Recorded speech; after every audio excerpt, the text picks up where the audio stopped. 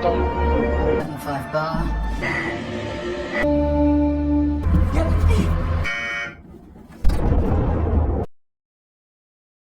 Movie की शुरुआत 2056 में होती है। दुनिया का पर्यावरण बहुत ही बुरी तरीके से बिगड़ चुका है। केवल अमीर लोग ही बचे हैं क्योंकि उनके पास काफी पैसे हैं, इसलिए वो एयर डोम्स में रहते हैं। और एयर डोम्स का काम होता है बुरी हवा को बाहर फेंकना, यानी कि दूषित हवा को बाहर फेंकना। और बड़ी संस्थाओं ने सरकार की जगह ले ली है और उनके झगड़ों को अब सेना संभालती है।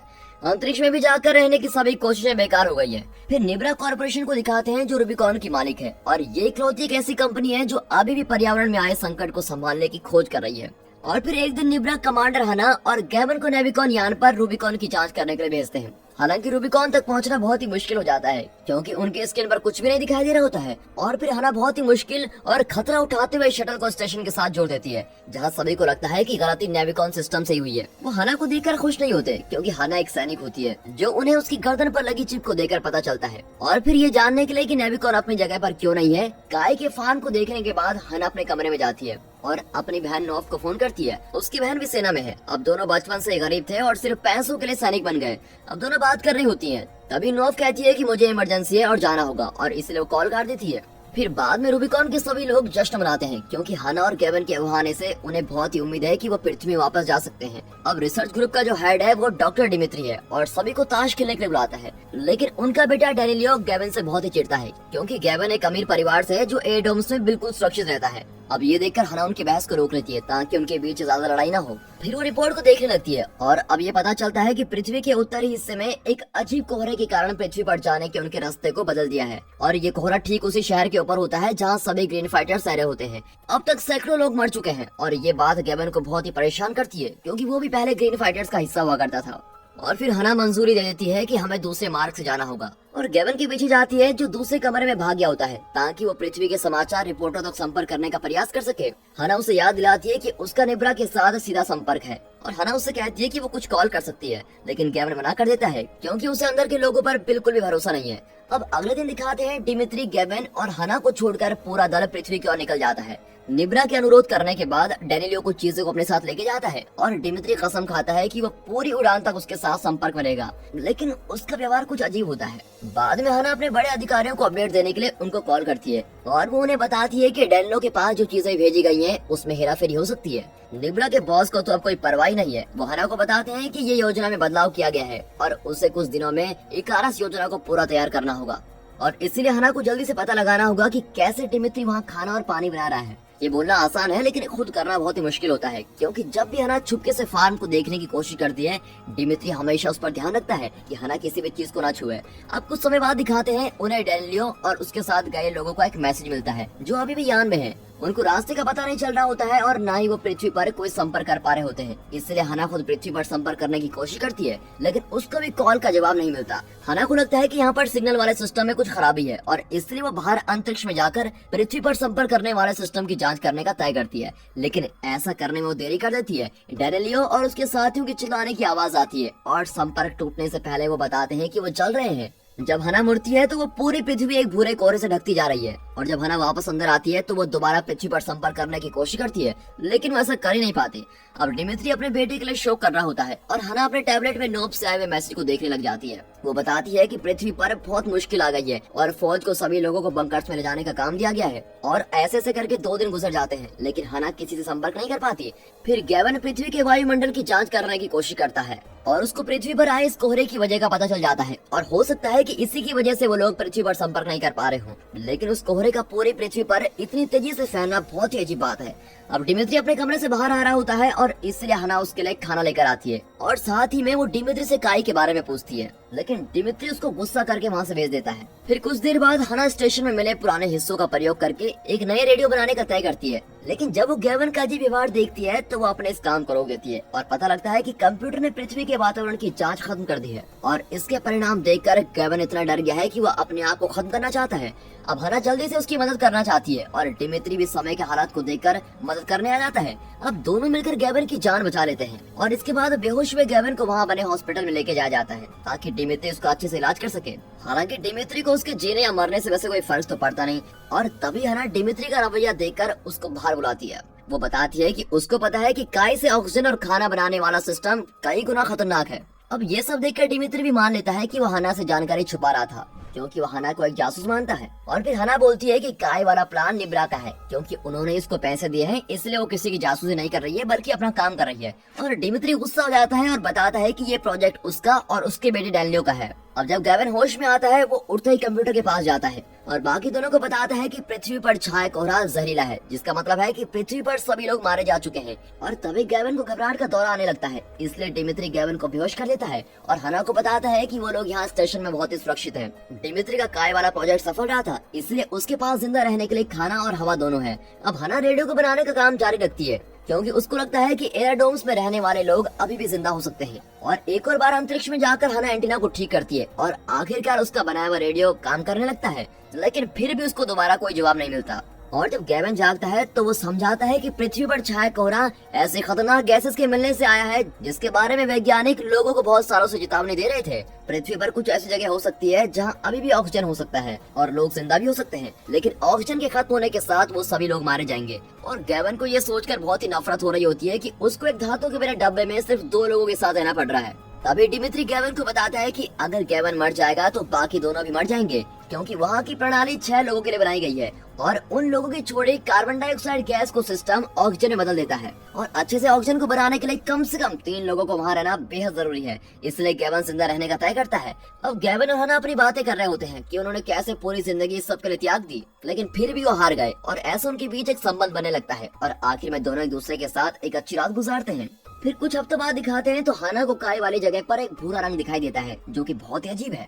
अब डिमित्री बोलता है कि ऐसा होना बहुत ही सामान्य बात है और इसकी कोई चिंता करने की जरूरत भी नहीं है। और जैसे ही हना वहाँ से जाती है तो वो काय को प्रयोग करने के लिए लेता है और प्रयोग के परिणाम से वो काफी परेशान होता है। लेकिन बाकी दोनों को इस समस्या के बारे में बताने की जगह डिमित्री उनको रात में ताश खेलने और शराब पीने के लिए बुलाता है। और गैवन को पता लग जाता है कि हना निब्रा की जासूस है और साथ ही डिमित्री भी बताता है कि उसने डैनियो के हाथ प्रयोग के लिए नकली चीजें भेजी थी, क्योंकि महीनों पहले निब्रा ने उसके बीच हुए समझौते को बदल दिया था। क्योंकि निब्रा ने उसको कहा था कि जो भी ये काय बनाने वाला सिस्टम है, इसको एयरडोम्स में रहने वाले लोगों के लिए यूज करेंगे। डिमित्री को इस बात से कोई दिक्कत तो नहीं थी और वो पैसे लेने को भी मान गया था, लेकिन उसका बेटा डैनियो ये बात सुनकर बहुत ही गुस्सा हो जाता है और उसके प्रस्ताव को मना कर देता है। फिर कुछ समय बाद दिखाते हैं तो हना छुपते हुए एक जगह उल्टी कर रही होती है और तभी उसको पता चलता है कि वो भूरे रंग की अजीब चीज काय से आ रही है और फैल भी रही है। उसी समय कंप्यूटर पर यकीन न करने वाली कुछ चीजें दिखाई देती हैं। आखिरकार निब्रा के बचे हुए लोग उनसे संपर्क कर पा रहे हैं और वहाँ लगभग 300 लोग बचे हुए हैं और जल्द ही उनकी एयरडोम्स में ऑक्सीजन भी खत्म होने वाली है और इसीलिए उनको जल्दी से काय से ऑक्सीजन और खाना बनने का तरीका चाहिए।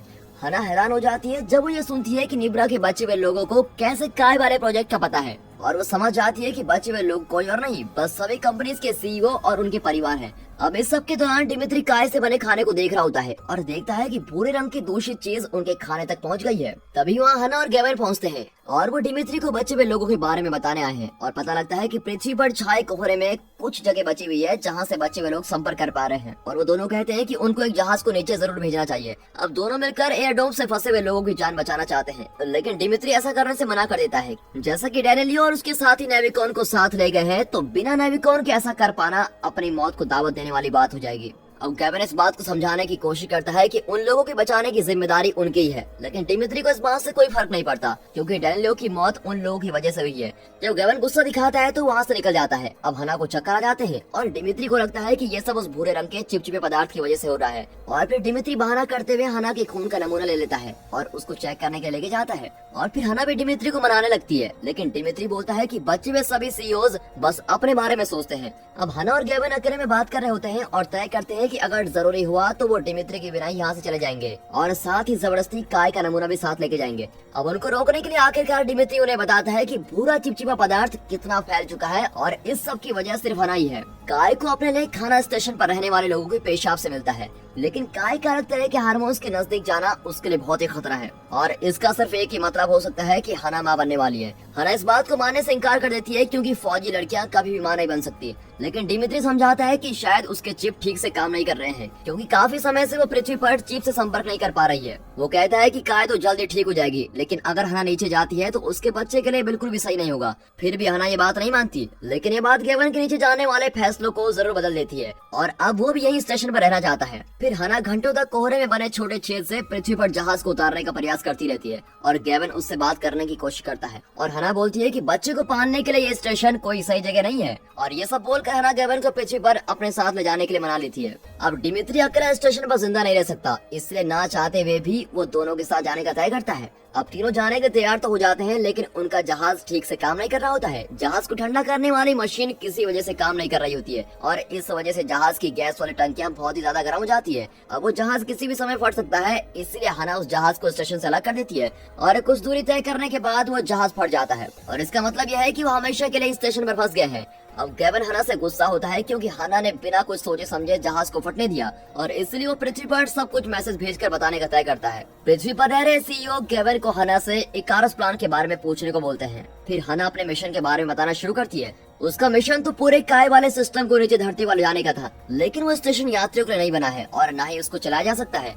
चाहे ये कितना भी खतरनाक हो, केवन को अभी भी लगता है कि उन्हें ये करना चाहिए, क्योंकि 3 लोगों से ज्यादा 300 लोगों की जान को बचाना बेहद जरूरी है। लेकिन हना अभी भी दुविधा में है। अब बाद में जब गेवन सो जाता है, हना को दीवार पर काय से निशान दिखाई देते हैं जिनको पीछा करती है और एक ठंडा करने के सिस्टम को देखती है जिसको जानबूझकर नुकसान पहुंचाया गया है। अब हना डिमित्री के पास जाती है और डिमित्री मान लेता है कि ठंडा करने की मशीन को उसने नुकसान पहुंचाया है। डिमित्री साथ ही बताता है कि वो जहाज को नष्ट नहीं बल्कि धीमा करना चाहता था। अब हना उसको कायर बोलती है और साथ ही इकारस को शुरू करने की तैयारी करती है। डिमित्री को इकारस के बारे में इसलिए पता है क्योंकि उसने अपने खाली समय में स्टेशन की जांच की है। लेकिन फिर डिमित्री महसूस करता है कि अगर निब्रा ने हना को पहले इस मिशन के लिए भेजा था तो इसका मतलब यह हुआ कि उन्हें पहले से ही धरती की कोहरे से ढकने का अनुमान था। लेकिन निब्रा ने इसके बारे में किसी को नहीं बताया। सभी सीईओ के पास अपने आप को बचाने के लिए जगह थी, इसलिए उनको बाकी किसी के मरने या जिंदा रहने से कोई मतलब नहीं था। इसलिए डिमित्री को यकीन हो जाता है कि अगर सभी सीईओ को काय से बने ऑक्सीजन और खाना मिल जाए तो वो इसको बिल्कुल भी नहीं बांटने वाले किसी के साथ। और हना के दिमाग में ये सुनकर शक बढ़ जाता है। जब हना पृथ्वी पर लैब के साथ नीचे आने की बात बताने के लिए कॉल करती है तो हना वहाँ पर किसी फौजी से बात करने की मांग करती है और फिर उसकी बात एक फौजी से कराई जाती है और वो बताता है कि बंकर में सीईओ और उसके परिवार के लिए थोड़ी जगह है, इसलिए जब फौजियों का काम खत्म हो जाएगा उन सभी फौजियों को बाहर निकाल दिया जाता है। इसका मतलब है कि उसकी बहन नोफ पहले ही मारी गई है और ये बात सुनकर वो काफी दुखी होती है। अब गेवन बाद में उसको ढूंढता है और हना को मिशन पूरा करने के लिए बनाने की कोशिश करता है, लेकिन उसने अपना फैसला बदल लिया है और ऐसे लोगों को बचाने से मना कर देती है जो बाकी लोगों से सिर्फ अपना काम निकालते हैं। अब उसके हिसाब से स्टेशन उसके बच्चे के लिए ज्यादा अच्छी जगह है और इसके साथ ही वो बोलती है कि गेवन इस बात को कभी समझ नहीं सकता क्योंकि उसके पास तो अपने पापा का बहुत सारा पैसा है। अब इसके बाद दिखाते हैं हना अपने शरीर से चिप को निकाल देती है और आराम करने चली जाती है, लेकिन उसकी नींद बीच में खराब हो जाती है जब उसको कुछ अजीब आवाजें सुनाई देती है। गेवन ने डिमित्री को बंद करके रखा हुआ है। कहता है चाहे हना उसका साथ दे या न दे, वो लैब को नीचे भेजने के लिए प्लान बना रहा है। हना के पास कोई और विकल्प नहीं होता, इसलिए वो उसके साथ जाने का तय करती है, लेकिन आखिरी समय पर ही वो गेवन को दूर करके इकारस को बेकार कर देती है। उसको ये भी पता है कि इकारस को कैसे ठीक किया जाता है, लेकिन वो ऐसा नहीं करती और हना डिमित्री के हाथ खोल देती है। अब कुछ देर बाद हना को कंप्यूटर पर एक मैसेज दिखाई देता है, लेकिन उसको बिना सुने ही वो मैसेज को डिलीट कर देती है और फिर कोई मैसेज न आने के लिए पृथ्वी से संपर्क करने के सिस्टम को बंद कर देती है। फिर वो गेवन को ढूंढने जाती है, लेकिन उनके लिए बहुत ही बुरी खबर इंतजार कर रही है। गेवन ने खुद का बलिदान कर दिया है और हना को सिर्फ उसका शरीर मिलता है। हना और गेवन के आखिरी पल के बाद वो गेवन के शरीर को अंतरिक्ष में छोड़ देते हैं। अब जैसा कि ऑक्सीजन और खाना बनाने के लिए 3 लोगों की जरूरत है, हना जल्दी से इकारस को ठीक करना चाहती है क्योंकि उसको जिंदा रहने के लिए अब पृथ्वी पर ही जाना होगा। अब डिमित्री हैरान है और दुखी है क्योंकि 3 लोगों का स्टेशन में रहने वाली बात उसने झूठ बोली थी ताकि वो गेवन को ऐसा करने से रोक सके। अब सालों गुजर जाते हैं। हना की एक बेटी है जिसका नाम उसने अपनी बहन नौफ के नाम पर रखा हुआ है। एक शाम छोटी नौफ स्टेशन में घूम रही होती है और उसको एक पुराना रेडियो मिलता है जो कि अचानक शुरू हो जाता है और उसमें एक मैसेज आता है जिसमें पृथ्वी के दक्षिण में बचे हुए लोग अब बंकर से बाहर आ चुके हैं और नौफ को उसके पास आने का न्योता दे रहे हैं। और दोस्तों इसी के साथ ये मूवी यहाँ पर खत्म होती है।